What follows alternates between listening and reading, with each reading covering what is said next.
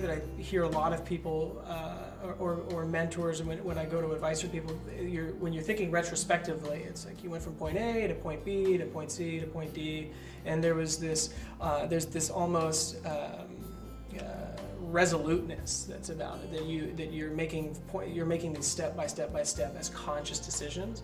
And what I've found where my life has led me has, of course, I've tried to work hard and prepare myself as best I can, but in a lot of times it's been taking a chance, or it's just been random happenstance. And one of the stories that I talk about that's led me to where I am, and how my life is a series of really fortunate sorts of events.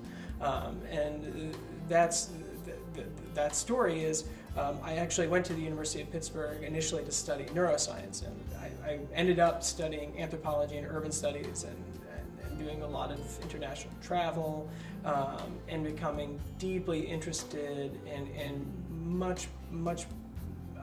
many more questions that related to anthropology than what I ever initially thought that I was interested in neuroscience. So I got there was actually through a guy who I rather randomly met as part of a Pit Start event. A Pit Start event is when you come to class, or when you come to the University of Pittsburgh several months early so you can schedule your first round of classes. And we were randomly paired together in our room, we hung out for the 2 days that we were there. We scheduled classes, and then we left. We didn't exchange phone numbers. Facebook really wasn't that big of a thing at that point, and we went about our lives. It was about 2.5 months later, we were into the second week at Pitt, that I saw Stephen again. I was living on upper campus, and to get to the buses that could take you downtown or to some other parts of the city, you had to walk down this hill, and I remember walking down the hill, and as I'm coming down, I see Stephen, and I yell to him, and we meet up on the corner where you would catch the bus. And in the time that I was waiting for the bus, and I should mention the reason that I was coming down the hill is because I was going to watch a friend get a tattoo in the South Side, and we met up, and he said, "How are you doing?" And we exchanged kind of usual banter, and I told him that I was going to see a friend go get a tattoo in the South Side, and he said, "Oh, that sounds interesting." And I asked him what he was doing, and he said, "Well, I went to the activities fair, and I heard about this organization called Keep It Real, which tutors resettle refugee youth from Somalia."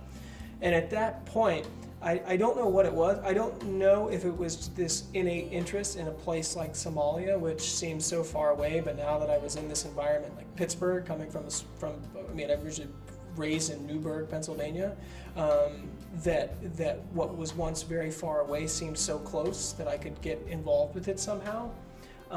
But in that moment, I decided to tell my friend, who was with several other people, to actually that I was going to go with Stephen. And I went to this meeting with him for Keep It Real. And with that meeting, that changed everything. That led me to get much more involved in human rights issues. It made me realize that I was much less interested in molecules and chemicals than I was in people and the behaviors behind why people do what they do. And it opened me up to a beautiful organization called Amizaji, which I was thankfully able to travel to places like Tanzania, Zambia, Zimbabwe, Ghana, and really delve into some of these important anthropological questions. But the center of all of that was this kind of random chance of going with Stephen to this organization that was about tutoring Somali Bantu resettle refugees.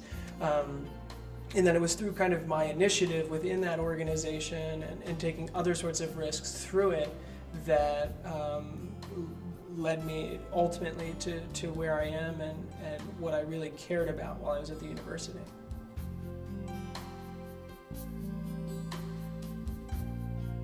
Right now, I'm the coordinator for outreach and admissions. It's a nonprofit organization called Humanity in Action. And what we do is bring together emerging leaders who are university students, recent graduates, young professionals, and try to create a community of ethical leaders through an intensive educational program, or a series of educational programs and fellowships in Europe and the United States. I'm a senior fellow with Humanity in Action, so I did the program in 2012 in Paris. And since going through it, I've essentially stayed in their orbit and have been so impressed and so impacted by the environment and the community that they've set up. There are about 1,500 senior fellows worldwide now, from anywhere from Hungary to Greece to the United States to the Netherlands.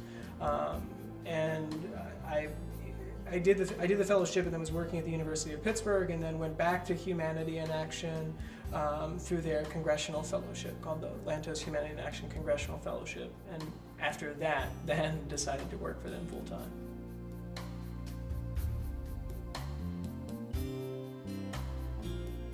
Personally, I think Humanity in Action's work is incredibly important because they look at the complexity of social problems, and the investment they make isn't in necessarily one area. Rather, the investment that they make are in these emerging leaders, and not just in doing these educational programs where they broaden and stretch their understanding of things like human rights and minority rights. I mean, in a very intellectual sort of way. It's really powerful and life-changing individually. But the thing that I think is most powerful about Humanity in Action is the community that it creates, and it brings people from all over the United States, but also all over the world, who are in a number of fields. It's everything from engineers to students who want to be in medical fields, to I was an anthropologist and an urban studies student, to folks who are studying studio arts or theater arts, all shared with this feeling or value of a social consciousness that they want to make the world a more equitable, more just sort of place.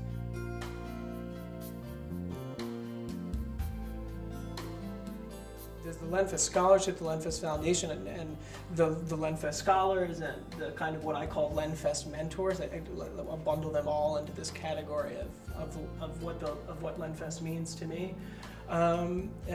It has entirely changed my life, and I realize the older that I get, and you go from living in a small city like Pittsburgh to living in Paris for a while, then Washington, D.C. to New York, and you could have this progression of really major cities. It's made me increasingly so thankful for the financial support and the community that has allowed me to dream and enter spaces that I never even thought that I had deserved to be in. And has given me the confidence to be able to live in these different places and to take the sorts of risks that I took when I was at university, and that I hope I continue to take as I go through my career. And I think most importantly, and when the Lenfest scholars get together and we talk about it, there is this real shared sense of experience, that there's a connection to where you've come from. There's this grounding in a rural part of Pennsylvania, and then there's this almost initial uprooting when you go to college, and your mind in a lot of ways is blown, and your world's turned upside down because of the experience.